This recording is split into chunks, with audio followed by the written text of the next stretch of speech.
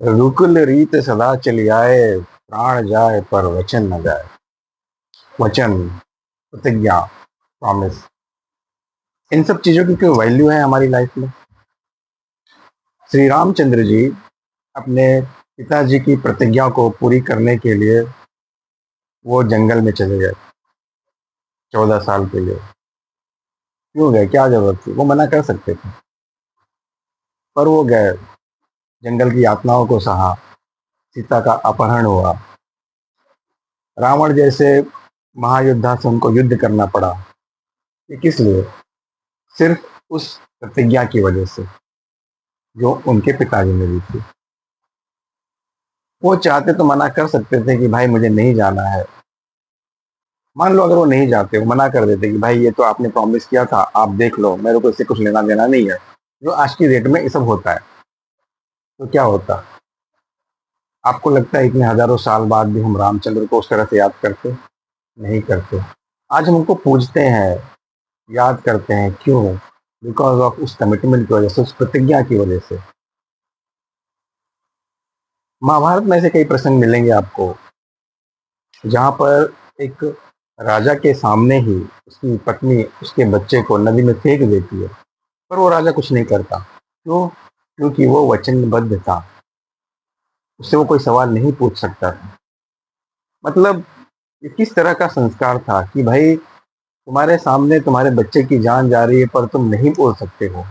मतलब उस प्रतिज्ञा की कीमत एक जान से भी ज्यादा थी।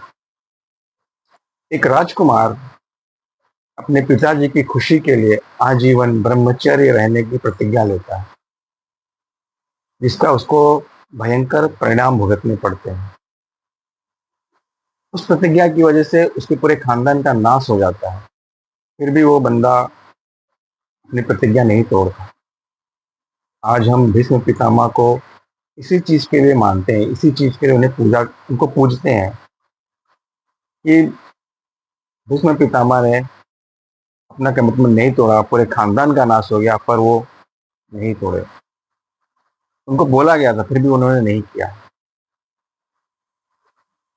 पर आज के समय में ये सब चीजें देखने मिलती है, बहुत कम लोग, शायद ही।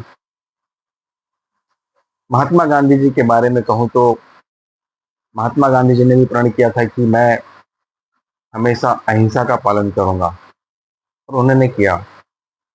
अहिंसा के ही बल पे उन्होंने अंग्रेजों की नाक में दम कर दिया, और उसका नतीजा देखो। आज दुनिया भर में लोग गांधी जी को मानते हैं, उनकी रिस्पेक्ट करते हैं। जो कमिटेड होते हैं ना, जो अपनी जुबान के पक्के होते हैं, जो अपने वादे के पक्के होते हैं, दुनिया उन्हें हजारों सालों तक याद रखती है। उनको एक अलग लेवल का रिस्पेक्ट देती है। लोग कहते हैं कि यार कुछ ऐसा काम करते हैं जो हमारी सातों पुश्ता हमें याद करे।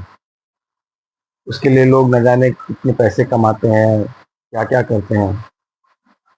पर सोचिए, जो बंदा कमिटेड है, जो अपनी जुबान का पक्का है, उसे सात पुश्ते क्या, उसे हजारों सालों तक लोग याद रखते हैं। तो कहने का, इन बातों का कंक्लूजन ये है कि पहली चीज, किसी भी व्यक्ति को ज्यादा बोलना नहीं चाहिए, उतना ही बोलना चाहिए जितना जरूरी है। और कभी भी किसी चीज के लिए ऐसे ही कमिटमेंट नहीं करना चाहिए। श्री कृष्ण ने बार बार ये बात कही है कि आप बिना सोचे समझे किसी भी तरह की प्रतिज्ञा ना ले, कोई वचन ना दे। पहले सोचो कि वो जरूरी है, आप कर सकते हो, तभी लो। जोश में आकर, गुस्से में आकर, भावनाओं में बहकर ऐसे कोई प्रतिज्ञा, कोई वचन ना ले लो। अगर आप कर सकते हो तभी आप कोई वचन लेना। और अगर आपने एक बार किसी चीज के लिए प्रॉमिस कर दिया, आपने वचन दे दिया, तो भाई वही कहूँगा, प्राण जाए पर वचन ना जाए।